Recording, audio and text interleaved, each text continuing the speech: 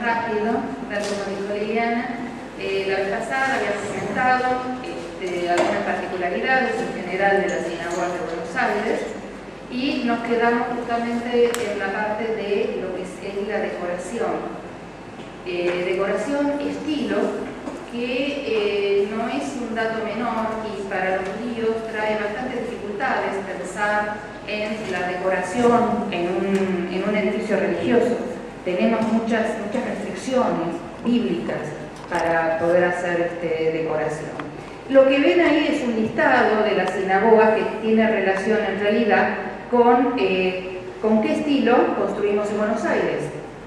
Por eso esa era la diferenciación entre Ashkenazim y Sefaradín, porque en rigor de verdad los estilos que se utilizaron, sobre todo en la primera mitad del siglo XX, fueron estilos que estaban acá, que era lo que se construía en Buenos Aires, y lo que se construía en Buenos Aires era bastante similar a cómo se construía en el resto del mundo, de las grandes ciudades. Buenos Aires era una de las ciudades más importantes del mundo, sobre todo del mundo decimonónico, digamos del siglo XIX, de fines del siglo XIX, y seguíamos construyendo según los estilos que venían de Europa. Ahora, habíamos dicho, bueno, los judíos, ¿con qué construían las sinagogas? Y bueno, toda vez que uno ve un edificio que tiene rasgos islámicos o que tiene rasgos neorrománicos, o alguna otra cosa parecida histórica, sobre todo islámica, bizantina y neorrománico, bueno, probablemente eso sea una sinagoga, si son bizantinas o islámica, es sefaradí, si es neorrománica, muy probablemente sea una sinagoga ashkenazí. Y mostrábamos, bueno, la primera mitad fue la más rica en cuanto a construcción de sinagogas dentro de lo que es Buenos Aires. No nos olvidemos que todas las sinagogas de Buenos Aires, todas las que vemos son del siglo XX, todas tienen intervención profesional, conozcamos a los arquitectos o no. Todas se han hecho con materiales nuevos para ese momento, esto es el hierro o directamente hormigón armado. Y eso da la pauta justamente cuando uno entra en una sinagoga, porque algunas tienen columnas, otras no tienen columnas, y el hormigón armado es muy fácil de trabajar en ese sentido. Puedo usar voladizos, o sea, elementos que no tengan tanto sostén, pues se sostienen justamente por tener hormigón armado, cosa que en otro momento no era tan posible. Bueno, la antigua sinagoga de Libertad, esta sí es del siglo anterior, esta es la única decimonónica, pero estuvo demolida para poder construir la sinagoga que hoy vemos, que es una sinagoga ashkenazí. Todos estos rasgos que vemos acá, esta guarda lombarda, es a lo que llamamos los rasgos más bien neorrománicos, y acá también tiene mezcla porque esta sinagoga finalmente es del año 32. No vamos a detener, bueno, porque no es sefaradí, así que seguimos de largo, pero para que vean cómo se recogen algunos elementos que tienen que ver con la arquitectura europea. Lo mismo sucede con la sinagoga Brandenburg Paso, porque bueno, también eran polacos y esto se parece muchísimo a la conformación eclesiástica, esto es de nave central y los laterales, e inclusive en su fachada lo acusa. No tenemos campanario, con lo cual estas torrecitas que están acá en realidad no sostienen campanas, no sostienen nada y están de vista. Bueno, la sinagoga de piedras, que ahora nos vamos a meter en detalle, que es una de las sefaradíes que vamos a ver. Esta sinagoga también fue construida por un arquitecto no judío y es bastante temprana, de 1919-1920. La sinagoga Yesotadat, que se terminó ya en los 80. Esto para ir haciendo una cosa rápida, para que veamos un poco la guarda lombarda, justamente de lo que estábamos hablando, pero acá se incorporaron elementos que la hace sefaradí. Por ejemplo, cuando se incorporaron las tres cúpulas del acceso, que después vamos a ver cómo pegan esas tres cúpulas, porque en realidad acá intervino también gente ashkenazí en su construcción. Y es una de las pocas sinagogas que ha tenido intervención de arquitectos o profesionales judíos. No sucedía siempre eso. La sinagoga que ya conocen, esta es la sinagoga de Bransen, con su doble fachada, que ahora vamos a hablar también de ella, y la sinagoga Shalom, que es un caso bastante particular arquitectónicamente hablando. ¿Por quién la construyó? ¿En qué año se construyó? Porque esto es la primera mitad del siglo XX, estamos hablando de una sinagoga de 1937, y tiene cosas muy novedosas para esos años.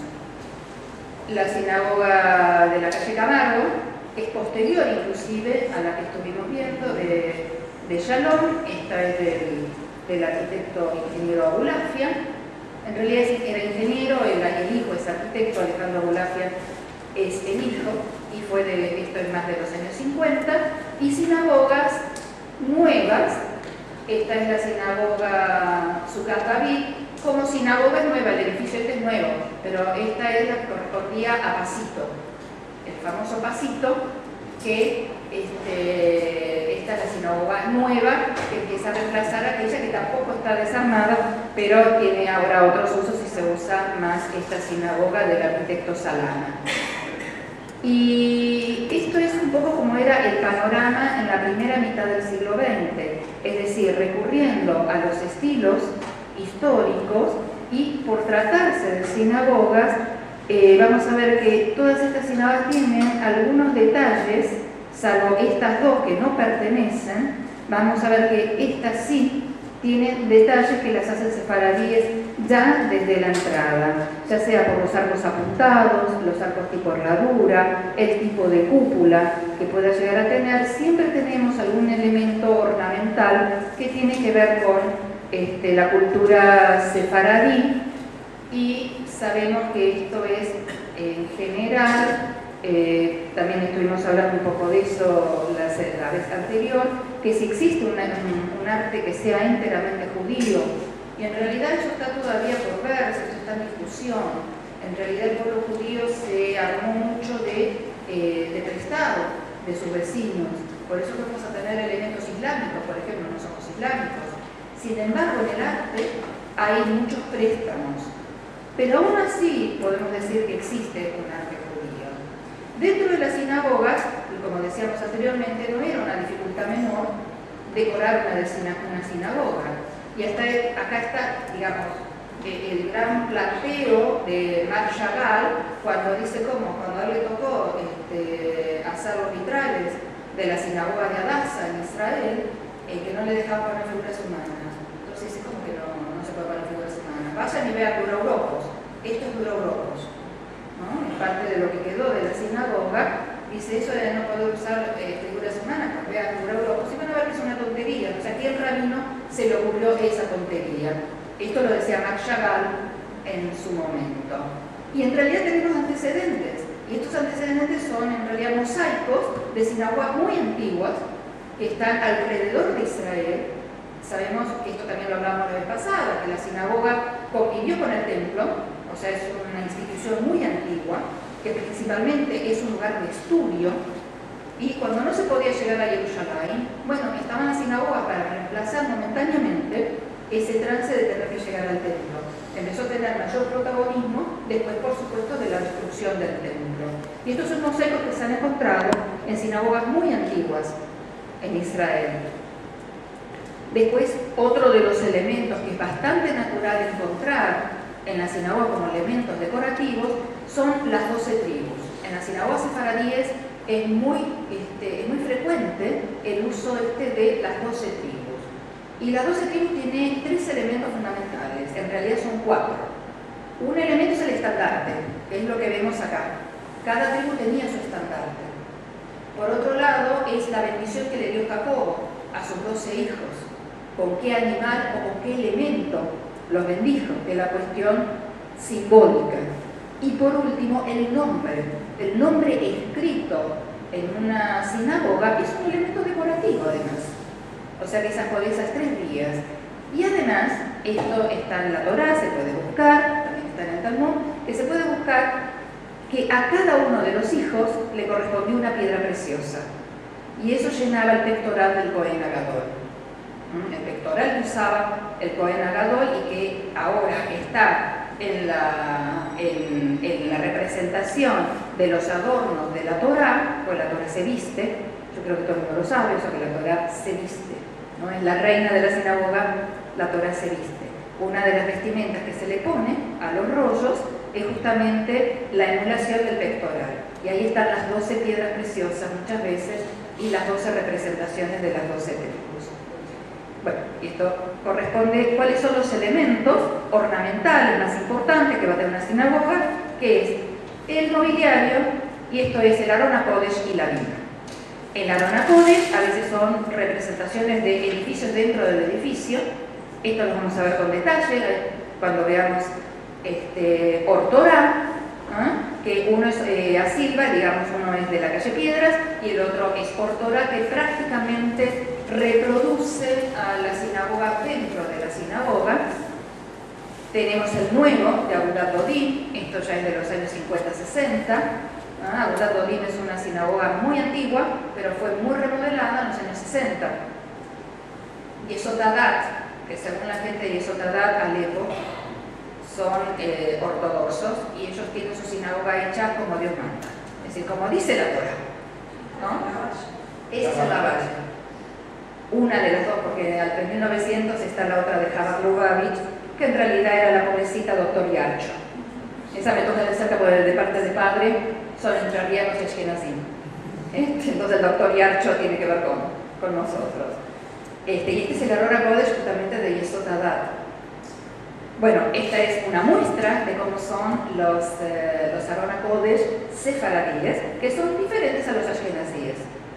Los ashkenazíes acá no lo traje, y lo mismo sucede con la Binah, porque son los dos elementos fundamentales dentro de la sinagoga, dentro de lo que es nuestro lugar de culto. La Binah es donde se va a parar el rabino. Y esto es lo que decíamos, bueno, ¿por qué como Dios manda? Porque la Binah es fija y está en el medio. Y para que una sinagoga, que esto lo hablamos la vez pasada, el tipo de sinagoga sefaradí es el tipo centralizado. La sinagoga al medio y el auditorio alrededor. Hay que escuchar lo que dice el rabino de la Torá. Es un lugar de estudio, finalmente. Se reza, pero es un lugar de estudio. Y al ser un lugar de estudio es un lugar para aprender. Y la mejor manera es con el maestro, que es el rabino. O sea, nosotros no tenemos sacerdote, tenemos a quien sabe más, que ese es el rabino, que se para en el centro y lee la Torá. Este es en el caso de Or Torah, que sucede prácticamente lo mismo. Ahora vamos a ver las particularidades que tiene Or Torah, con su cúpula al frente, Lucarla al final, cómo es esto, y los distintos tipos de limot que tenemos dentro de lo que es la comunidad sefaradí. Los símbolos, las 12 tribus, estos son ejemplos muy rapiditos, ahora lo vamos a ver también cuando los veamos. Esto es en Agudat Dodim, es la puerta de acceso a la sinagoga. Esto es a Silva, Camargo, también tenemos las 12 tribus. Los vitrales, después vamos a ver cómo está ubicada y por qué se ven esos vitrales dentro de la sinagoga. Esto parece ser que no escucharon mucho a los rabinos, en Yesod Hadat, una de las sinagogas más ortodoxas, y sin embargo tenemos representaciones humanas en la puerta de la sinagoga propiamente dicha, la Torah dentro, o sea, tenemos el Keter Torah, tenemos un Arona Kodesh coronado y tenemos también la sinagoga coronada. Vamos a ver de qué se trata cuando lleguemos justamente a dos sinagogas particulares, que es Or Torah y Yesod Hadat, frente a esta particularidad de las cúpulas. Ahí se ve el pectoral de cómo se adorna la Torá y que son los elementos decorativos que normalmente se utilizan, y también las lámparas, porque hay una ley también mosaica que dice que hay que tener iluminación dentro de la sinagoga y que se reza mirando al cielo. Se reza mirando al cielo porque todas tienen iluminación natural, pero además las lámparas tienen sus encantos, porque muchas veces fueron traídas, por ejemplo, esta fue traída de Marruecos, que es el caso, que ya no se usa, que es un nartamí y que sigue en el depósito justamente de, no es Or Torah, perdón, es Piedras. Exactamente. Lo mismo que el trabajo particular que tienen los sefaradíes en cuanto al uso del metal, y esto también es Or Torah. Piedras. Bueno, y vamos a empezar con la primera de las sinagogas. No es la primera que se hizo, sino la primera que vamos a empezar a ver, que es la sinagoga de Camargo. La sinagoga de Camargo fue construida en el año, digamos, la construcción de aproximadamente 1955, es decir, que ya para esta época, frente a la arquitectura moderna, es bastante, digamos, está hecho en hormigón armado, y es como que le tuvieron que agregar elementos en su fachada que tuviera relación con la arquitectura propia de la comunidad. Esto pertenece a judíos provenientes de Turquía en primera instancia. Hoy en día es ortodoxa. Sé que es de Turquía por mi mamá, no mi mamá, pero sí mi abuela, provenía de Turquía, ella era de Estambul, y pertenecían a esta congregación, que era la congregación de Camargo. Ahora, digamos, también tiene más mezcla, no era ortodoxa, ahora sí es ortodoxa.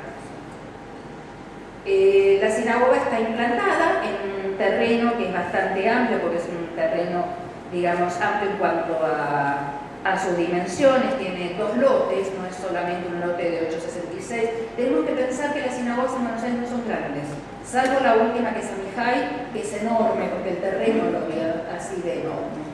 Pero nosotros contamos con lo que se puede. Los terrenos los tenemos que comprar nosotros. Hay todo un historial de cómo se compró el primer terreno, cómo se compró el segundo, y hasta que se hizo la primera sinagoga, etcétera, etcétera. Y la particularidad que tiene esto es que está separada de las medianeras. Eso es lo que hace que acá se transforme en 2 patios, y en la parte de atrás también, antes de llegar a los límites del terreno, y eso le otorga a la sinagoga interiormente, le otorga iluminación natural. Por eso que los vitrales que veíamos están puestos a los lados de la sinagoga, que es rectangular, y se las arreglan para poner la misma prácticamente al medio. No está al medio exacto, pero sí tratan de cumplir con esta disposición centralizada. Esto lo habíamos visto cuando vimos la organización de las sinagogas sefaradíes en general.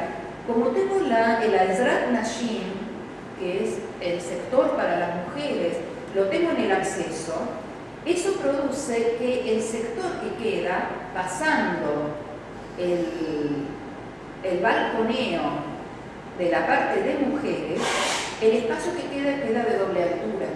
Al quedar un espacio de doble altura, si uno trazara imaginariamente la planta, esa planta que se traza después de ese balconeo es una planta cuadrada, o sea que se vuelve a la centralidad. Y ahora que es ortodoxa, otra vez esta sinagoga, ve cómo esta misma que es móvil, en realidad la misma se puede mover de aquí para allá, y de hecho en los casamientos se hace, pero normalmente se ve de esta forma. Acá vemos los vitrales y vemos que por su arquitectura es una arquitectura mucho más nueva. Y por los años en que se construyó, por supuesto, fue construida en hormigón armado. Les puedo pasar algunos datitos. Está en la calle Camargo 870. El autor es el ingeniero Abulafia y tuvo colaboradores no judíos, que es Eugenio Ramírez, Rodolfo Janá, Sami Fleistein, Eliseo Núñez de Arco y el constructor Lorenzo Peñate. Y tuvo un ebanista que es con que se hizo el Arona College. La construcción empezó en el 55, terminó en 1964, pertenece a los judíos turcos y de rama sefaradí, por supuesto, y la orientación es ortodoxa. Como todas las sinagogas, ninguna de estas sinagogas tiene sola. Todas las sinagogas tienen un programa amplio, esto lo habíamos visto en su momento. Todas tienen una yeshiva, todas tienen una escuela, todas tienen una biblioteca. Es decir, nosotros nos dedicamos al salón sinagogal, pero el edificio en general es multiprogramático. Ni hablar cuando además tenemos escuela primaria y secundaria, estamos refiriéndonos, ¿no? Que son los casos que yo no tomé para mi tesis, pero existe, por ejemplo, Talpiot, que es una de las escuelas que tiene además su templo. Y Yeshurun también. O sea, hay muchas. Betel también, pero Betel tiene su sinagoga aparte. Lo que tiene Talpiot que para entrar hay que entrar al colegio y hay que hacer una actividad y hay que ir al Ken y hay que hacer una actividad para poder ingresar o ser parte del Bnei Akiva para poder entrar. Lo que tiene Betel es que uno puede entrar de afuera sin ser de la comunidad y, por ejemplo, casarse allí. Sí, Ortorá. Ya vamos a ir a Ortorá porque tiene su historia Ortorá. De un terreno a comprar los otros dos vecinos, tiene su historia.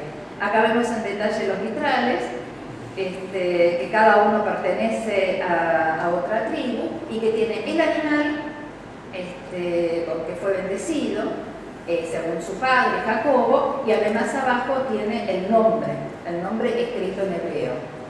Otra de las decoraciones de las que estuvimos hablando lo tiene en la puerta de la sinagoga, es una puerta también hizo la puerta, digamos, el ebanista, y que tiene todos elementos que son elementos propios y con signos de judaísmo. O tenemos el olei, que es las carpas que representan a las tribus, el shofar, algún árbol, ¿no? Esos son todos elementos que en realidad la mayoría de los elementos que utilizamos, como no podemos usar figuras humanas, en realidad usamos cosas de la naturaleza y muchas veces remitiéndonos a un Israel mítico, un Israel bíblico, con los elementos que la Torá nombra, ya sea las hojas de palma, ya sea la granada y una cantidad de frutos que por ahí nosotros no tenemos acá, pero sí existen en Israel y sobre todo al hablar de la fiesta de Sukkot, etc.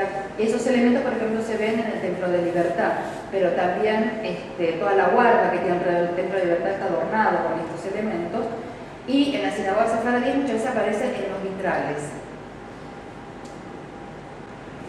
Por Torá. Por Torá es una sinagoga bastante particular. Es muy antigua, se construyó en el año 1927 al 30 y de judíos damascenos. Es ortodoxa, creo que esta siempre fue ortodoxa. Y la particularidad que tiene es que la hizo un arquitecto italiano, que fue Valentini. Y la construcción también, las restauraciones también estuvo a cargo de gente no judía. Esta sinagoga, la particularidad que tiene es que es cuadradita. Otra particularidad que no da a la calle. La sinagoga propiamente dicha no da a la calle. La sinagoga está atrás. Y otra particularidad es que con el tiempo se fueron comprando los terrenos vecinos. Y al comprar los terrenos vecinos se fue implementando, por ejemplo, el área de mujeres, la de Ezrat Nashim.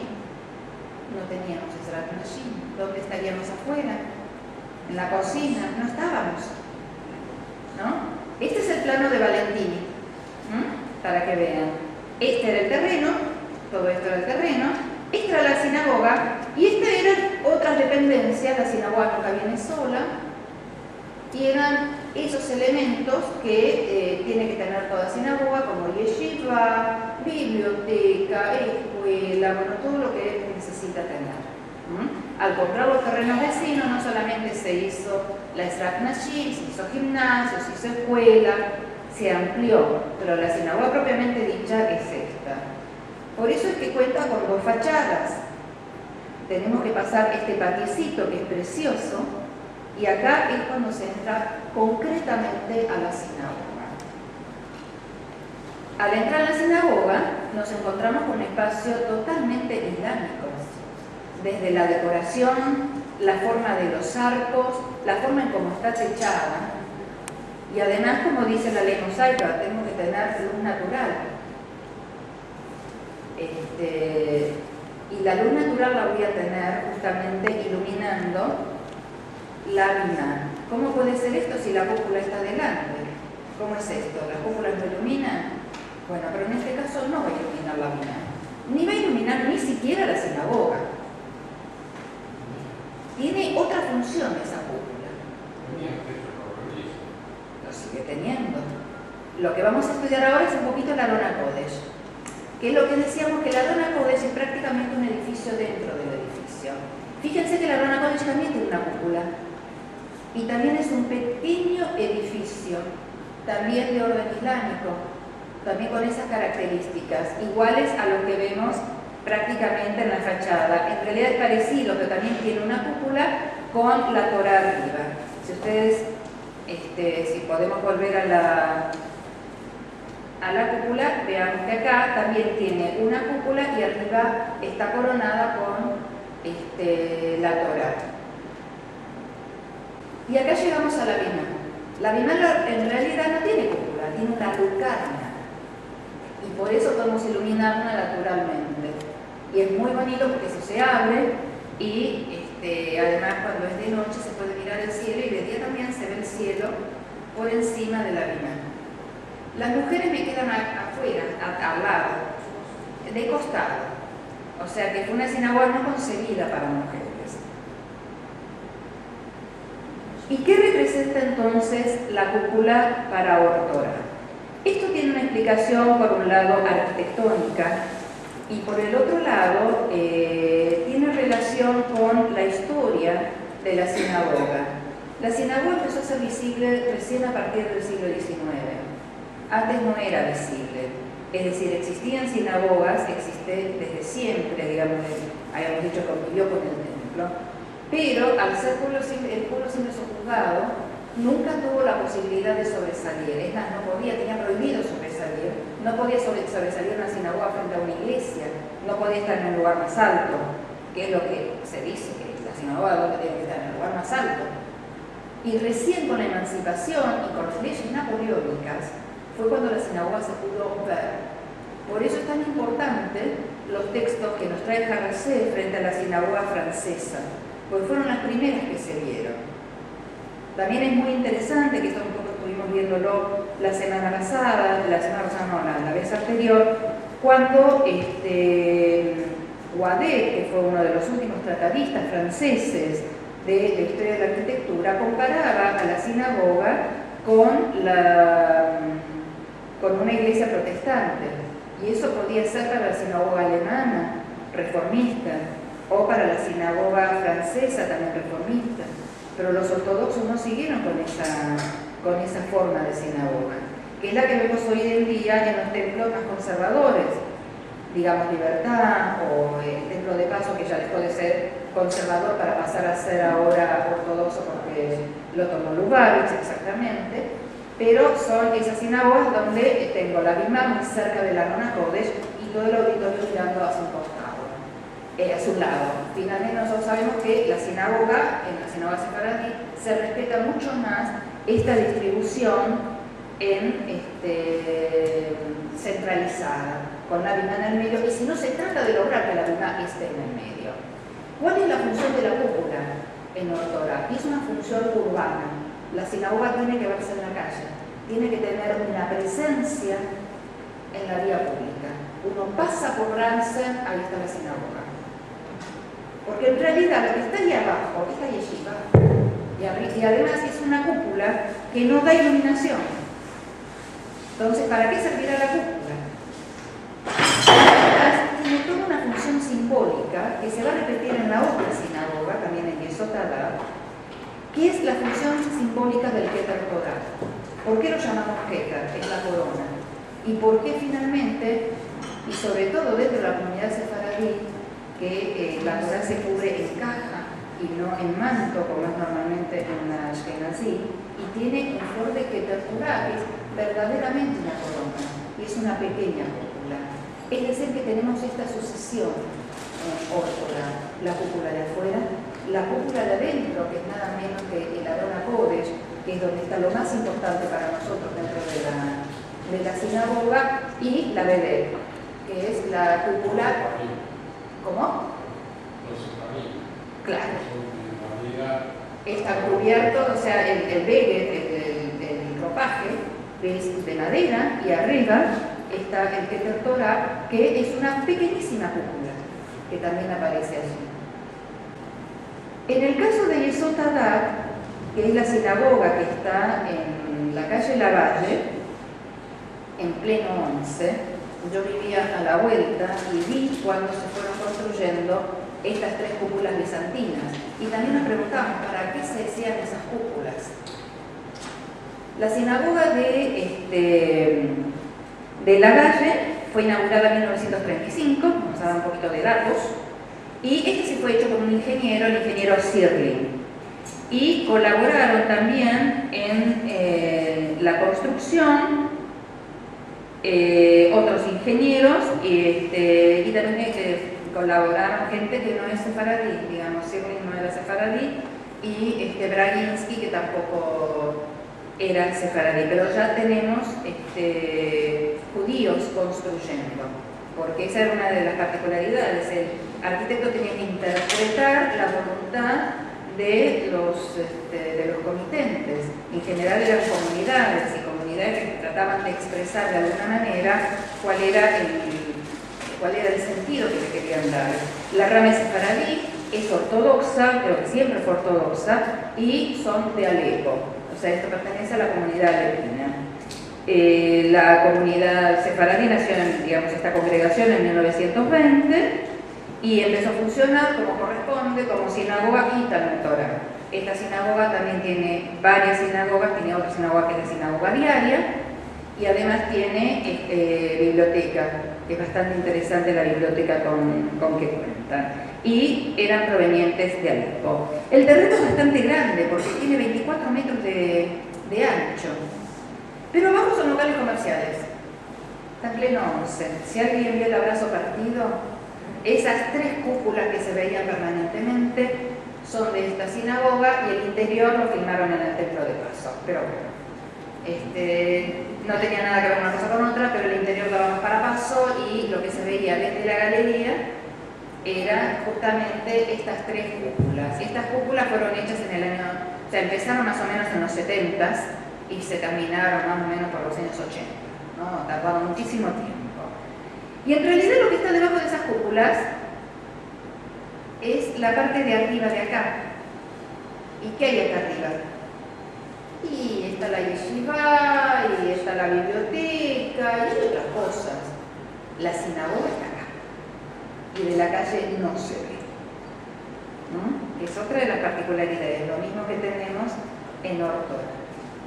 Y esto además tiene que ver con la forma en que los judíos hacemos una sinagoga. Nunca se entra a una sinagoga de la calle, jamás. Como tenía el templo de Jerusalén, esto lo vimos en la charla anterior, como se veía en el templo de Jerusalén, tenemos varios espacios previos al ingreso a la sinagoga. Si bien no se pueden reproducir los elementos del templo, pero esta tipología, digamos, el templo no produce tipología, porque el templo es uno. Para producir tipología necesito una cantidad de individuos, y templo uno solo, no hay más. Está el templo de Jerusalén, que es el único sagrado. Todo este tipo de edificios, saco el Aron HaKodesh, dejó de ser sagrado. No tiene sacralidad el terreno. El único terreno sagrado es el de Jerusalén. Pero nunca van a ver que una sinagoga se entre directamente. Hay varios espacios previos, siempre. Si recorremos los anteriores, bueno, veamos que en esta... estoy yendo para atrás, que es lo que quería ir para atrás. Pero hacia atrás quería ir, pero estoy yendo para adelante, así que vamos a hacer para acá. Si vemos acá, yo primero entro, después entro al patio, después entro a la sinagoga. Si vamos a ver en esta, vamos a ver que es lo mismo. Tengo la escalinata, tengo un espacio, y en ese espacio normalmente están las escaleras, porque las escaleras a la parte de arriba tienen que ser visibles. Sucede muy diferente que en las iglesias. Aunque uno diga, no, son parecidas, no es parecido a un pepino, porque las iglesias tienen las partes superiores de galerías que son para el coro. Entonces ahí suben algunos sacerdotes, que son los que cantan. Nosotras necesitamos ver las escaleras cerca, porque es para las mujeres. No, se hizo en el año 30, no se podía pensar más adelante. Porque la sinagoga tiene que estar atrás, la sinagoga no se entra directamente, es un espacio que es para rezar, es para estudiar, y tiene que ser un espacio reservado. Uno tiene que sacarse las broncas de la calle, uno no puede entrar apurado, uno tiene que ir serenándose, y esa sucesión de espacios lo que permite es que cuando uno llegó a la sinagoga, llega calmado. Y en este caso estaba, bueno, el 11 no era lo que es hoy en esos años, pero es un poco también para eso. Pero siempre si van a ver cómo están distribuidas las sinagogas, eso un poco lo pudimos ver en la parte anterior cuando vimos la tipología. Siempre antes hay un patio, hay escuela, se pasa por la sinagoga diaria, pero no la sinagoga propiamente dicha. Dentro de la sinagoga justamente tengo la bimá en el medio. Y acá otra vez el Aron HaKodesh repite cúpula, una cúpula diferente a la que se han hecho porque son distintos artesanos, con arabescos. Es muy natural ver los elementos decorativos de esta sinagoga que estuvimos viendo por ahí un poquito cuando veíamos la decoración. Por ejemplo, la estrella de 8 puntas. Esto no es propio del judaísmo, pero se usó mucho. Pero son elementos que ya existían. Eso es el imperio otomano. Pero ya existía, pero se tomó. Lo mismo que la estrella de David. La estrella de David tampoco era nuestra. La estrella de David se tomó en el año, digamos, en el siglo XVI, XVII. Se empezó a tomar la estrella de David como símbolo del judaísmo. Antes, lo que más se usaban en las sinagogas, en realidad era la menorá, o la lujot, o las tablas, pero no el Maguen David. El Maguen David es muy usado por nosotros también en Buenos Aires. Y es un signo más tardío y pasó de ser un signo religioso a ser un signo más bien cívico y político. En principio fue un signo de identidad, eso fue durante el Holocausto, porque se utilizó la estrella amarilla, para identificar a los judíos. Y finalmente, cuando la liberación y cuando se creó el Estado de Israel, la bandera de Israel tiene la estrella de David como símbolo ya cívico. También Maguet Adom, en lugar de la Cruz Roja, también eso identifica a Israel principalmente como país. No se identifica como judíos, pero se identifica como país, es decir, que tiene también es un signo político. Exactamente,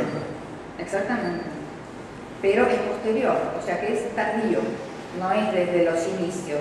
Se llama estrella de David o Maguen David, que es peor porque es el escudo de David y David nunca tuvo un escudo con una forma semejante, pero no, se llama Maguen David. Y la bimá, habíamos visto la Aron HaKodesh, y la bimá está construida, la bimá está fija, y la bimá está en el medio.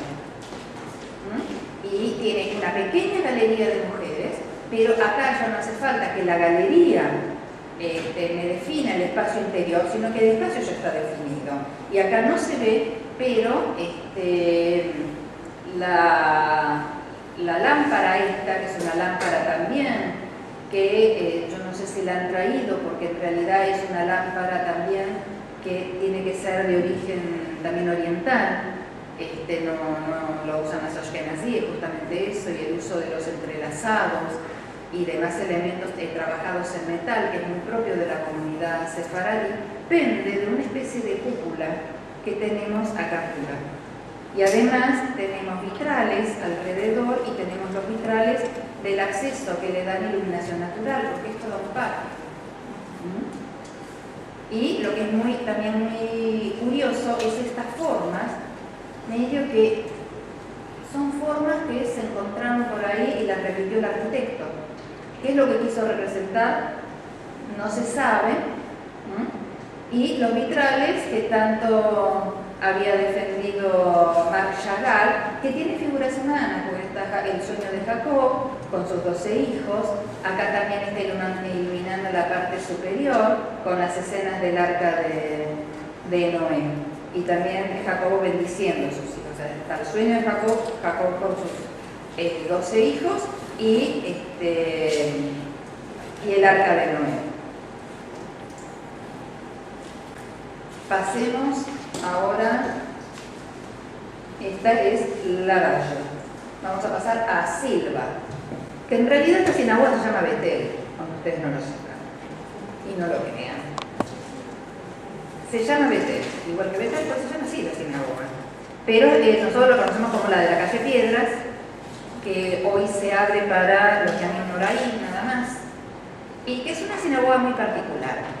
Esta sinagoga es una de las más antiguas que quedan en pie, que fue construida en el año 1919 por el arquitecto José Tartaglia. En realidad no sabemos mucho la trayectoria de los arquitectos. Abulafia sí estuvo trabajando desde Templo Camargo, el hijo trabajó bastante, y el mismo Abulafia que llegó a trabajar con Mario Roberto Álvarez, es decir, que ha tenido una trayectoria, aparte es un arquitecto de los años 60 o 50, 60, pero acá en los años 20 a cualquier arquitecto le pedían una obra y el arquitecto lo hacía sin tener demasiados miramientos de en qué estilo construir. Y el arquitecto trató de definir de alguna manera qué era lo que querían sus comitentes. Es un poco rara esta sinagoga, primero tiene un terreno muy pequeño, el terreno es muy angosto y debe tener, si tengo la medida del lote, o si no lo anoté acá, pero es un lote solo, es decir, que es un lote de 8,66 como mucho. Es largo, tengo los espacios, por supuesto que tengo la escalinata, un espacio, otro espacio, donde voy a encontrar las escaleras para subir a la parte de mujeres, que en realidad hoy en día es conservador, no es ortodoxo. Y tengo todo el gran salón, toda una galería perimetral muy finita lo que da el terreno. Es larguísima. Bueno, también, pero si el que quiere casarse ahí sí, pero en general se mantiene con pocos servicios, no tiene servicio de Shabbat, ese tipo de cosas. Y tiene la misma que no le quedó otra que ponerla muy cercana a la Arona Kodesh. Y esto en realidad no es que el sefaradí acá no haya querido hacer una sinagoga centralizada, pero el terreno no da. O sea, manda tanto la longitudinalidad del lote que hubo que hacerla de esa manera. Si miramos un poco la fachada, también tengo una guarda lombarda, pero al mirar un poco en detalle vamos a ver que en algún momento tengo algún arco apuntado, es decir, que hay esa cosa de un poquito un toque islámico en algunos detallecitos de la fachada. Tiene cúpula, cosa que otras sinagogas no tienen, y tiene una galería de mujeres muy angostita. Están los vitrales, también estos que están adornados, y tiene un trabajo fenomenal en cuanto a lo que es el Arona Kodesh. Y además recoge una cantidad de elementos de los oriundos de Marruecos que trajeron. Por ejemplo, la lámpara que les mostré es una lámpara que quedó en depósito, no la quieren tirar obviamente, porque eso lo trajeron los mismos inmigrantes cuando llegaron. En realidad muchas cosas no se podía traer, porque no se podía traer en los barcos demasiados elementos, obviamente no iban a traer todo un bagaje arquitectónico, pero sí se podían traer pequeñas cosas, por ejemplo el mercamí, que iba a ir colgado frente a la Arona Kodesh. Esto es de 1919. ¿Cómo? No, Supongo que no. Supongo que no. Eso es lo que vamos a ver ahora cuando vayamos al detalle de la Arona Kodesh. Lo que quería mostrar acá es cómo se las arreglan cuando es Yamim Noraim. Esto lo presencié en un Rosh Hashanah, que me invitaron, ¿no?, a hacer una charla y estaban haciendo también servicio de Rosh Hashanah, y la bimá se corre, otra bimá creo que se corre al medio del salón, pero en realidad se intenta centralizar como una sinagoga sefaradí. Pero bueno, el terreno da lo que da y se hace lo que se puede, ¿no? Y esto solamente lo hacen en las altas fiestas, ¿no? Y acá está el trabajo que se hace con el Arona Kodesh, que justamente todo este trabajo de entrelazados y y de trabajo en plata, como bien acá dijo el señor, son elementos que no se ven, no son muy frecuentes, por ejemplo, en la sinagoga ashkenazí. Esto es muy frecuente, sí, en la sinagoga sefaradí, y es una de las particularidades que tienen las sinagogas sefaradíes. Y este es el interior del Aron HaKodesh, con los parojes para las... perdón, estos no son los parojes, son las vestimentas de la Torá, y el detalle de una de esas dos columnas, que también es otro de los elementos, coronar el Aron HaKodesh con dos columnas, ¿no? Que son las columnas de Jaquim y Boaz. Entonces, son otro de los elementos muy significativos, por eso van a ver en la sinagoga ashkenazí, normalmente se toman las columnas salomónicas, esas que son un rulo. Esto no se usa mucho en la sinagoga sefaradí, lo mismo que los leones de Judá. Los leones, los sefaradíes no lo prefieren. Es más, en alguna sinagoga ortodoxa que mandaron a asar leones, los mandaron a retirar rápidamente. Después le voy a contar el chisme, esto es en su catavia, que me lo contó el propio arquitecto, que es amigo mío, y me contó cómo hizo esa sinagoga y qué pasó, porque cuando a alguien se le ocurrió mandar a asar los leones, no es un elemento propio de la cultura sefaradí. En las ashkenazim se ven todos los leones que se crean. No lo usan, por ahí se usan un paroje, ¿no? En lo que cubre el Aron HaKodesh, por ahí se usan un paroje, pero no para materializarlos afuera. Y estos son dos elementos que están en el depósito, que esos sí fueron traídos de Marruecos, que es una Hanukkah para Hanukkah, y la lámpara, que habíamos visto antes, que está un poco destartalada, pobrecita, y que era el Ner Tamid, que también se trajo de Marruecos y durante mucho tiempo estuvo dentro de la sinagoga. Ner Tamid es la lámpara eterna que se pone delante del Aron HaKodesh. Sí, a veces lo digo en hebreo porque, bueno, cuando estoy con un auditorio judío yo me tiro a hablar. Cuando no puedo, porque no me entienden nada, necesitan subtitulado, pero... ¿Cómo? Piedras está en la calle Piedras, 1164.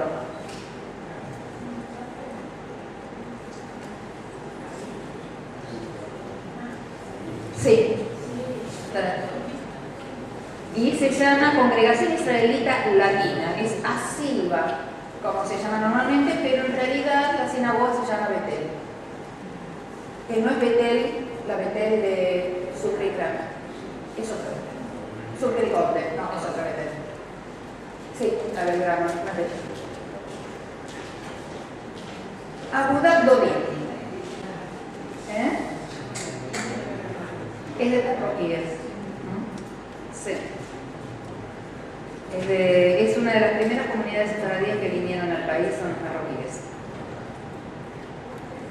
Y además era fácil porque muchos también venían de Tetuán, entonces conocían mucho el idioma, en Tetuán se habla español.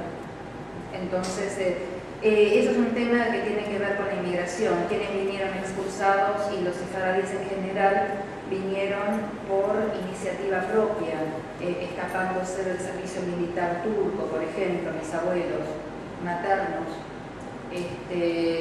O para mejoras económicas, y muchas veces se volvían. Los ashkenazim eran echados. Entonces venían como con ánimos diferentes. Eran distintos. Bueno, Avellaneda. En realidad se llama Agudat Dodim. La fachada nunca me la dejaron fotografiar, así que les pido disculpas, pero eso son cosas de nuestra comunidad.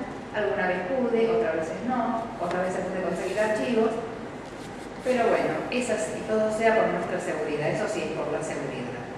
Y como corresponde, la sinagoga está atrás. El lote es grande, es muy grande, y lo que ocupa la sinagoga propiamente dicha es este sector. Acá hay un patio justamente para que le dé a esa sinagoga iluminación natural. La sinagoga en realidad se inauguró en 1925, pero el estado actual, que es como fue relevado, es de los años 60-70, que es cuando se hizo la reforma a la sinagoga, no no es tan parecida, o sea, estructuralmente sí, porque digamos la Ezrat Machine es de origen, lo que cambia son las decoraciones, ¿no? Y las decoraciones a veces cambian bastante el espacio interior. Esta sinagoga teóricamente es ortodoxa, teóricamente, según dicen, pero eso también hay que ver si siempre fue ortodoxa o si en algún momento no lo fue. Y esto corresponde, bueno, a la Asociación Israelita Sefaradí de Flores, la Agudat Godim. Se fundó en 1913 la comunidad. Se compró el terreno en 1922 y en 1925 ya pudieron construir esta sinagoga. El predio tiene 21 metros de largo, de ancho y 52 de largo. O sea que ahí tenemos de todo. Tenemos yeshiva, tenemos bibliotecas importantes, hay 2 sinagogas, porque está la sinagoga diaria también. Y la sinagoga, digamos, la importante es esta que está acá atrás, que tiene su bimá al medio, que también es móvil en realidad. Pero sucede lo mismo que en Camargo. Tengo el Ezrat Machine arriba, es decir, que cuando llego al centro, y sobre todo el Arona Kodesh está más alto todavía porque ahí ni siquiera llega al cielo raso y tiene un lugar privilegiado. Entonces, con los materiales se hicieron las distintas secuencias espaciales. Esto es lo fantástico que tiene una sinagoga, ¿no? Justamente esa secuencia espacial dentro. Su entrada está cubierta con la representación de las 12 tribus. Esto es azulejería. Sí. ¿Cómo? No. Debe tener esta mikve, porque es muy grande. Yo creo que esta sinagoga sí tiene mikve. No tiene mikve porque es muy grande la sinagoga y la comunidad. Por eso me pareció que sí, pero yo no la vi. Sé que tiene moadón, o sea, tiene espacio para reuniones de jóvenes y todo ese tipo de cosas. Hasta acá llega, digamos, lo que es la Ezrat Machine, o sea que todo este espacio queda esta parte de arriba es un sector de la sinagoga que seguramente está utilizándose para algún apoyo para los servicios o para los casamientos, tipo música y ese tipo de cosas para casamientos. Sí. Y también partes de audio. El Arona Kodesh, que lo han modificado porque tenía otra forma, y como ven por la disposición de los asientos, esta sinagoga tiende a esta centralidad. Es decir, que otra vez nos encontramos con este detalle de la centralidad obtenida a través de los elementos arquitectónicos frente a una sinagoga que uno dice, bueno, pero es rectangular, da como para que digamos es longitudinal y la cuestión es casi procesional. Sin embargo, en la sinagoga sefaradí no es procesional. O sea, no está todo el mundo mirando hasta allá. El rabino se ubica en una bimá, que la bimá es móvil, pero la bimá en general está en el medio. No la mueven más que para los eventos de casamiento. Este es el interior, está todo recubierto con ladrillo a la vista, y justamente todos estos ventanales son los que le dan iluminación natural al lugar. Por eso que todas las sinagogas, además, una de las cosas que se trató de implementar es que tengan un patio, grande, chico más o menos. Hay varias razones. Una puede ser Sukkot, hay que hacer una azúcar. Y además porque necesito la iluminación natural. Esto está en el libro de Daniel. Se lee mirando el cielo. Se estudia mirando el cielo, se reza mirando el cielo. Entonces, eso es algo que ninguna sinagoga puede estar, salvo las sinagogas diarias, como pasa en el Templo de Paso, que está en el subsuelo, pero aún así le da la iluminación de los patios que también llegan hasta allí. Pero en general las sinagogas todas tienen que tener algo de iluminación natural. Este es el Arona Kodesh, que lo interesante del Arona Kodesh, aunque fue cambiado, y por ahí tenía algo más interesante el Arona Kodesh anterior, por ser más antiguo, por ser más grande, pero tiene los elementos propios de cómo se trabaja en la comunidad sefaradí, con metales. con el trabajo de orfebrería. Y esto tiene orfebrería y piedras. Y esta era la sinagoga en 1925, con este Aron HaKodesh. Y esto es una foto muy antigua, es una foto de 1925 de cómo fue antes de que fuera remodelada en los años 60. Acá no hay chiquitos, hay chicos. Son chicos. Sí, pero son chicos de la escuela. Están ahí con... Sí, los reyes. Sí, probablemente sean las...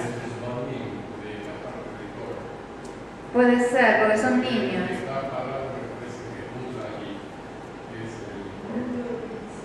1925.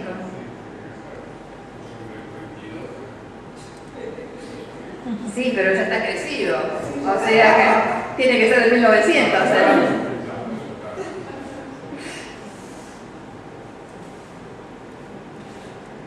Y acá tenemos cómo se ve con la Ezrat Nashim, hasta donde llega, y lo grande que es un templo ortodoxo, obviamente, y la Ezrat Nashim tiene que ser importante, porque al no mezclarlo necesitamos lugar de las mujeres.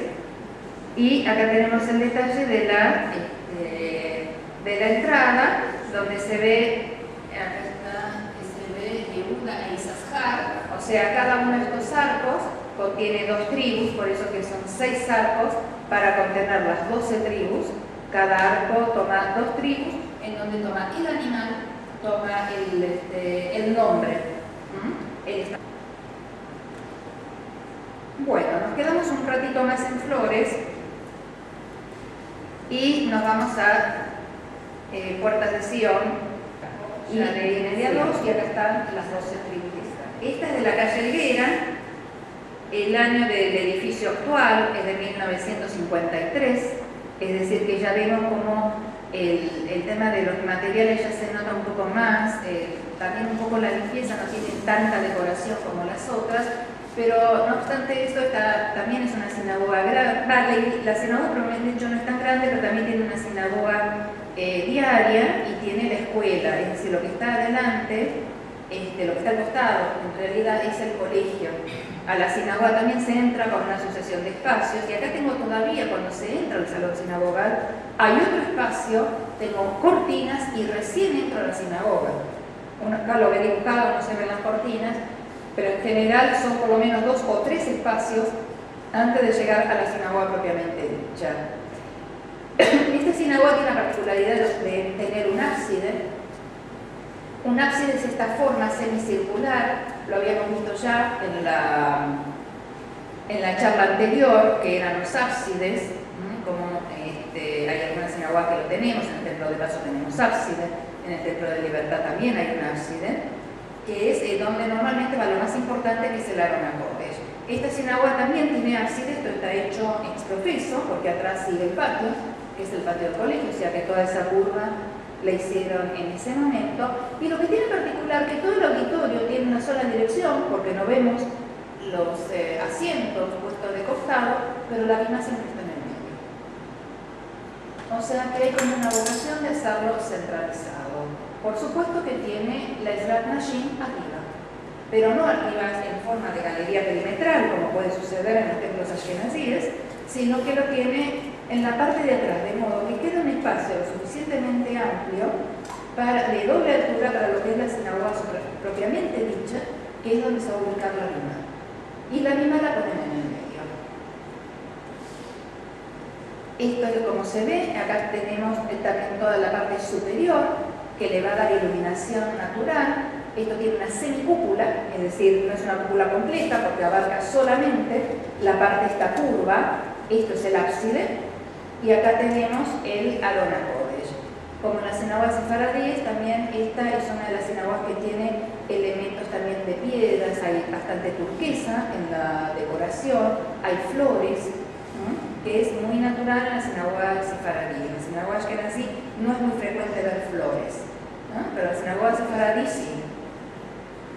Y acá se ve con un poquito más de detalle, donde se ve la bina. Los asientos siguen estando donde están, y todo el espacio destinado a lo que es el Aron HaKodesh y la iluminación. Las tablas que habíamos visto justamente son de esta sinagoga y donde se ve con claridad cómo se representa el Keter Torah. Por eso esa sucesión que habíamos dicho, bueno, que lo que representa una cúpula, primero a nivel urbano, porque lo interesante es cómo tiene su presencia judía en la calle. Y por el otro lado se llega hasta el detalle mínimo, que es lo más importante para nosotros, que es el Keter Torah. Y este detalle, digamos, de estas coberturas de la Torah es bastante frecuente en la sinagoga sefaradí y sobre todo en esta sinagoga que es Sharei Zion. Y ahora vamos a una de las sinagogas nuevas, que es ya construida en los años 90. Y ya vemos que el estilo cambia. Las apetencias arquitectónicas de los arquitectos ya están más cerca de no respetar un estilo mucho menos histórico, porque ya en los años 90 no vamos a hacer historicismos, y se recurre a elementos, primero por ser de los años 90, y esto es del 97, pasados los atentados, lo más austero que se puede. Lo mismo sucede en la sinagoga, por ejemplo, en Amihai, en donde uno ve una especie de paredón prácticamente, de no llamar la atención. Esta sinagoga se hizo en el año 97, su arquitecto fue Hugo Salama, que también es profesor de la universidad, y digamos que no sabemos que es una sinagoga si no entramos, ¿no? Y por los artefactos que se ponen siempre en la entrada, uno dice, bueno, pero es un edificio judío. Pero en realidad no tenemos el aspecto, porque tampoco tenemos signos en la fachada. O sea, hay como una menorá por acá, veo en algún momento, así como puesta en la pared, pero no tenemos muchos signos. Y como corresponde, la sinagoga está acá atrás. Se entra por acá, esta está en la calle Tucumán, 2750, Tucumán y Corredón, y es un poco la sinagoga que empieza no a reemplazar, pero sí es la nueva que se hizo, que es lo que normalmente nosotros llamamos pasito. Porque el paso adelante, que es la Ashkenazí, y al 700 estaba pasito.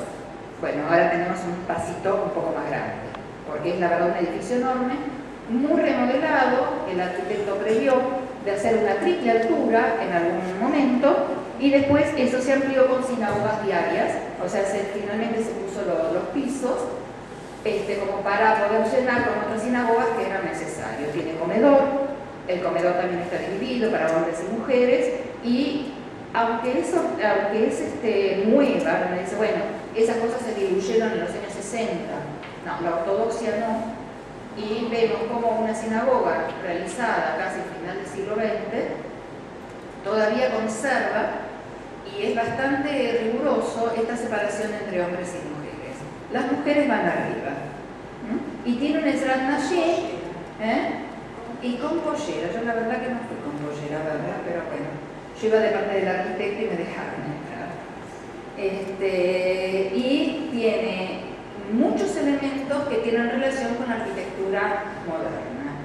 Es decir, es un edificio que, si vemos, tiene sus columnas, y las paredes parecen ignorar las columnas porque tiene una forma bastante lecorbusierana, muy libre de trabajar dentro y de organizar los espacios con una estructura independiente. Y la sinagoga tiene una iluminación propia, porque todo esto está techado, tiene todo un techo de chapa arriba. Eso puede ser, no fui a servicios, pero se lo voy a decir a Hugo cuando lo encuentre.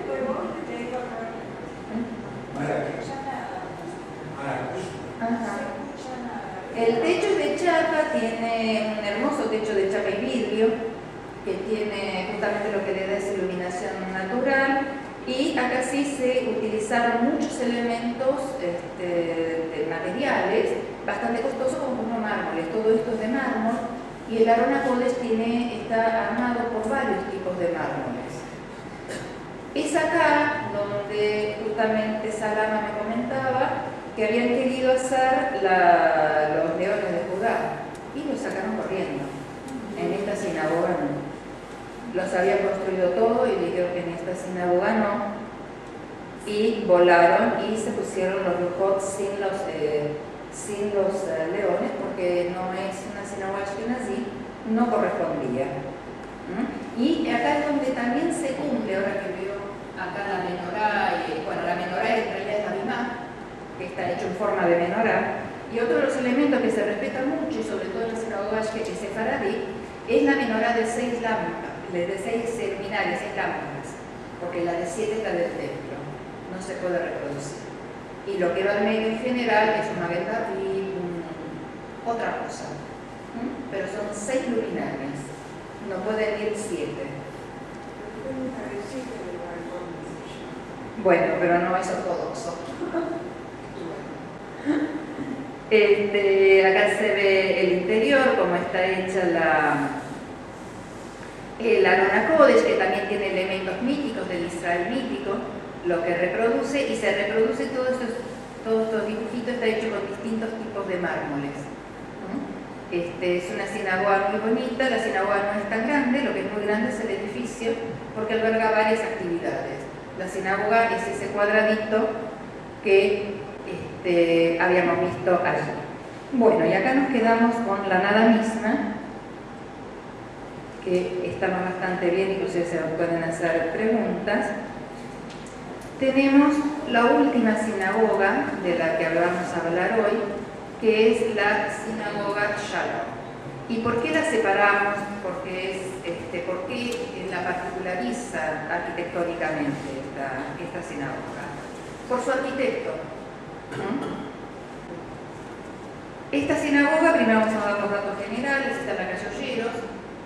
Era conservador, yo cuando escribí esto era conservador, dejó de serlo. Ahora es una sinagoga ortodoxa. Fue construida en el año 1937. Y esa fecha es bastante particular porque su arquitecto justamente venía de hacer edificios importantes para esa época, que fue el arquitecto Alfredo Koselevich. Ahora dice el arquitecto Alfredo Koselevich porque es siendo la comunidad sefaradí. Bueno, su mujer era sefaradí, su hija, que es arquitecta, Irene Koselevich, también decía, bueno, que construyó más bien para sus suegros, construyó para los chami. Ahora, lo que lo particulariza no es eso, no es que él haya construido para chami, sino su personalidad en tanto arquitecto, porque fue un arquitecto muy importante dentro de lo que se conoce como la comunidad arquitectónica. Si bien Abulafia es otro de los arquitectos importantes que estuvo trabajando, trabajó con Mario Roberto Álvarez, no tuvo tanta notoriedad. Esta sinagoga fueron construidos por inmigrantes de Rodas, Salónica y Kos. Es de la rama sefaradí, conservador en su momento, hoy en día ortodoxo. Se hicieron ampliaciones porque era justamente el terreno propiamente dicho era que ya estaba separado, ya se construyó separado de una de sus medianeras, es decir, que dejaron un pequeño patio, tiene una sucesión espacial. Esto se ve con mucha claridad desde la calle, porque desde la calle se puede ver claramente cómo tenemos un jardín, patio, etcétera, y recién después se entra a la sinagoga. Por supuesto, las escaleras son las que me tienen que conducir al sector superior, y justamente su Ezrat Nashim se encuentra en un sector, de modo que en algún momento esto pueda tener doble altura y transformarse finalmente en una sinagoga centralizada. Cuando lo pensó Koselevich, en realidad no era una sinagoga ortodoxa, era conservadora, con lo cual su bimá también es móvil y muchas veces era longitudinal, inclusive se han dado hasta espectáculos no sé si en Shalom cuando era conservadora. Ahora es ortodoxa y ya esas cosas quedaron fuera de lugar. La sinagoga es muy austera en su parte exterior, como estamos viendo, y como dijimos, bueno, la particularidad de su arquitecto, vayamos a su arquitecto. El arquitecto es el arquitecto Alfredo Koselevich. Para que sepamos quién es un arquitecto perteneciente al movimiento moderno en Buenos Aires, trabajó durante muchísimos años en el estudio Corbusier y fueron los que hicieron el edificio Comega, entre otros edificios. Es decir, que adhería a un tipo de arquitectura que estaba lejos de lo que era un edificio religioso. Se hacían edificios de oficina o edificios de vivienda, pero ya adhiriendo a toda esa rama. Pensemos que en el año 29 vino Le Corbusier a la Argentina. Y que en realidad nosotros todavía no estábamos un poco entre sí, pero no. Buenos Aires en el año 29 estaba medio construido. José Levich a punto de recibirse. José Levich nació, a ver si tenemos los datos filiales del arquitecto, que son interesantes porque, bueno, todos sus datos están en la Sociedad Central de Arquitectos. Figura como miembro, porque además fue uno de los, no fundadores, pero sí fue miembro de la Sociedad Central de Arquitectos, y está la ficha. El arquitecto nació en 1907, es decir, que más o menos se recibió, hizo el servicio militar, según me contaba su hija, lo estaban esperando a que se recibiera para poder construir el edificio Comega, lo necesitaban en el estudio. Por eso la arquitectura que vamos a ver de José Levich es una arquitectura diferente a la que estábamos viendo. Su obra llegó a ser publicada, como fue publicada también El Templo de Libertad, en revistas especializadas. Ese es Alfredo José Levich en Mar del Plata con su mujer, que era la turca.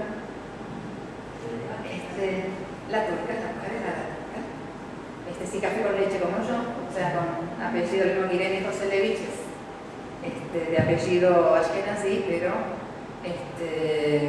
el origen de su madre era sefaradí.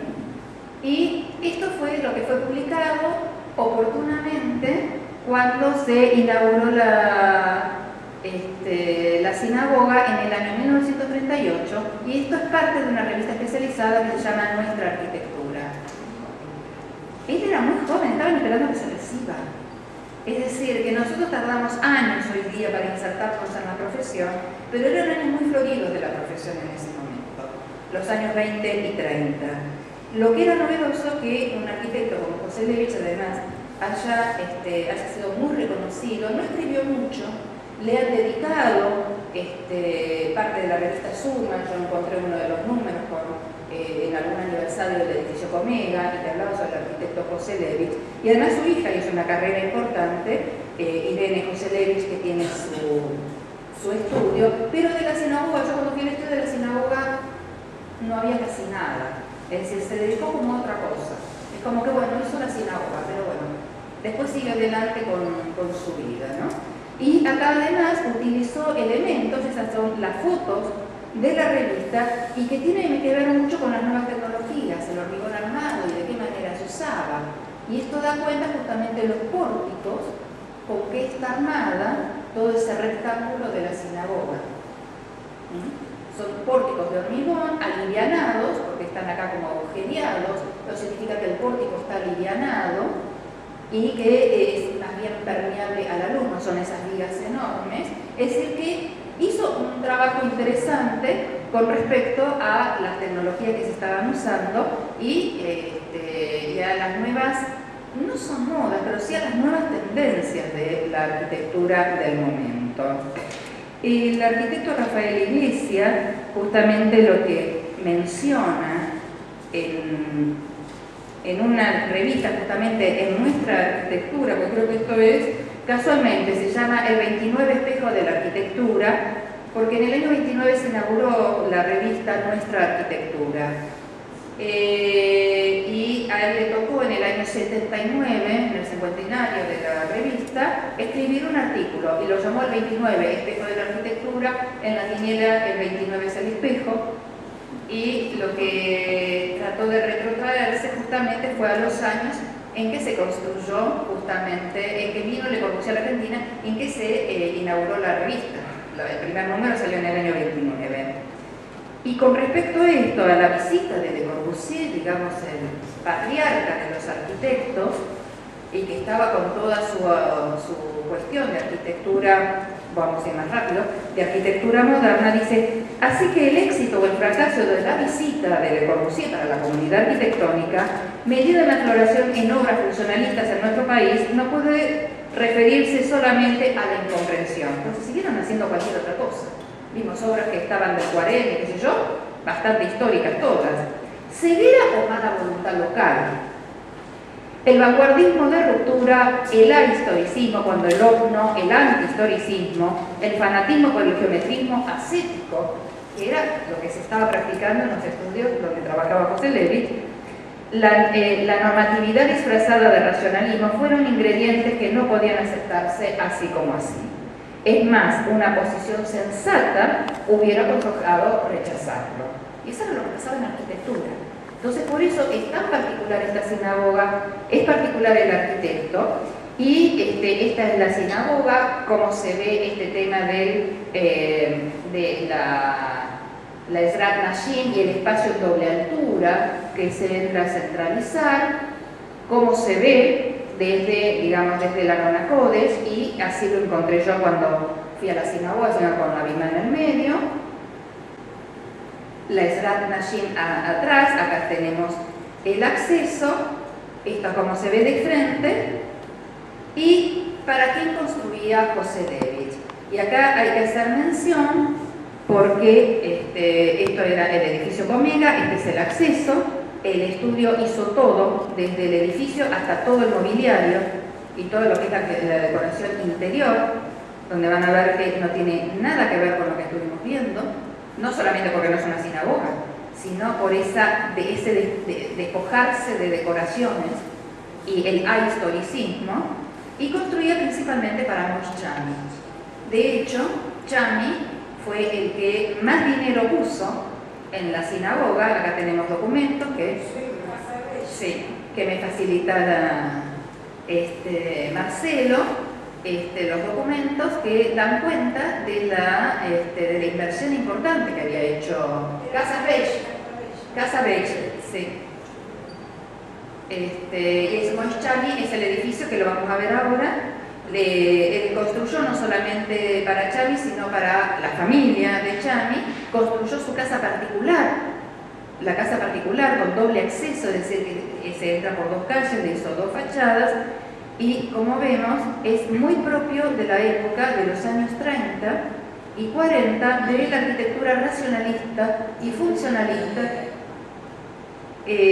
La casa, creo que por Belgrano queda, ahí por donde queda Moshe Chami. Sí, en Olleros queda la sinagoga. Esta es la casa. Ah, ese es el barrio. Ah, la calle Villanueva. Y sigue siendo colegiales. Sí, es Belgrano.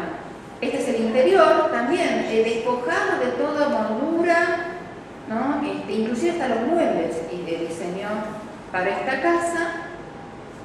Y finalmente el edificio de Moshe Chami, que también queda en Belgrano, que es la central. Digamos que es el edificio, y las tiendas son las tiendas Beige. Sí. Mi ex marido trabajaba allí.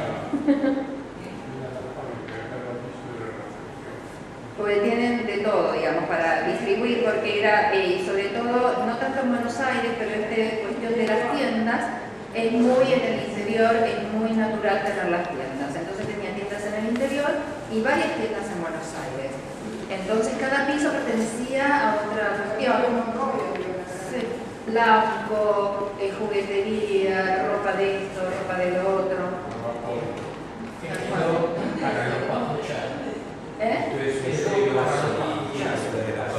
¿Ah, sí? Eso yo no lo sabía.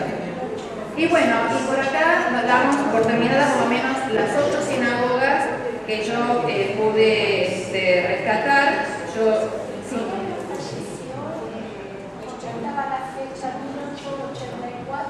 ¿De Moshe Chami? Sí. 1939, 2 años después de la inauguración de la sinagoga. ¿Qué construyó el Teatrito?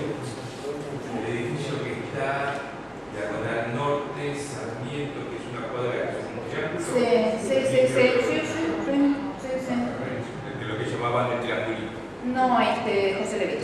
estudios, José y Villiers. Sí. Quería felicitar a la doctora por la tesis. Soy testigo de cómo la sinagoga le cerraban la puerta para que usted tomara fotografías y fue en la sinagoga de Artesana. ¿Usted quién es? ¿Cómo le va? ¿Cómo le va? No, él fue uno de los que me permitió entrar. Estuvimos allí, me invitaron a un Shabbat, que lo pasé muy bien también ahí en Artesana. Pero esa sí era así, entonces no la toqué. Pero la lucha titánica que usted tuvo que hacer. ¿Se acuerda? Pero recuerdo también la de participar en la de videos. También Pero participé. felizmente le dieron el doctorado. Le agradezco. Gracias por venir también, ¿eh? Sí, y el Shurum. No, Yeshurum tiene la particularidad de que es muy religiosa. Una dependencia de la base. Sí, pero había que conservar. Los permisos, el tema son los Sí, ya lo dije. Sí, ya lo dije. No, y aparte me dio una mano tremenda, visitamos toda la sinagoga. Ahora me considero el momento de hacer una segunda vuelta de rosca, ¿no? De las visitas. Sí, no, Hay más documentación. más documentación, ahora permiten algunas fotos, pero yo pude, ya 20, al principio yo, bueno, ya tengo 10, estaba feliz que tenía 10 sinagogas, pero las veces que las cosas que me han dicho, en la Valle, más o menos me estuvieron. En Camargo, yo decía, pero es la comunidad de mi mamá. Y ahora se hizo estar más cerca que esos ortodoxos. La de Ecuador, tampoco. No, le queda otra, acá la de Ciudad de la Paz. Hay 66, la de Ciudad de la Paz es bellísima. Es Yo bellísima. supongo que hagamos una vaquita, ponemos plata Yo entré. todo para que siga con su investigación. Pero, sí. 65 a la calle, son 90 con todas las que no se ingresa tan fácilmente, que son de escuelas, esto y lo otro. Hay 90. Hablamos tanto de murales, que hay un mural que lo tiene en Magnus sobre la Catedral de Buenos Aires. Mural. Sí. ¿O es el tímpano? La parte de arriba de la Catedral. ¿Dónde está el triángulo? Es el tímpano. Eso se llama tímpano. Son los 12 hijos de abajo que Claro. van a entrevistar. Sí. Bueno, pero una época recontra laica de nuestro país. Estaba agradable. Pero ¿quién lo hizo? No sé, ese dato lo tengo, pero no lo tengo acá. No, pero eso va a ser en raíces del Vaticano, no en raíces separadas. No, pero está la Bueno, autor. última pregunta, pues estamos pasadísimos. Usted nombró muchas veces lo ortodoxo y se hizo una diferencia, pero no me quedó claro la ortodoxia con la... Arquitectónicamente, en realidad en nuestro país no tenemos tanta diferencia porque pasamos de ser conservadores ortodoxos. Pero usted muchas veces... Sí, la diferencia es que los ortodoxos tienen la tendencia a tener una sinagoga centralizada. Por eso hablaba de la ortodoxia. Y solo La dos. misma línea. Y solo dos. ¿Y los conservadores? No, se mezclan, son salones, por ejemplo, Benetica. No tiene galería de mujeres, directamente no la tiene, Betel no la tiene. Claro. Pero de entrada, sí. Y ahí está la diferencia entre ortodoxos y ortodoxos, y la mina nunca está en el medio. Nunca está en el medio. Bueno, hoy en día Murillo no es ortodoxa, y sin embargo va arriba y abajo de hombres y mujeres.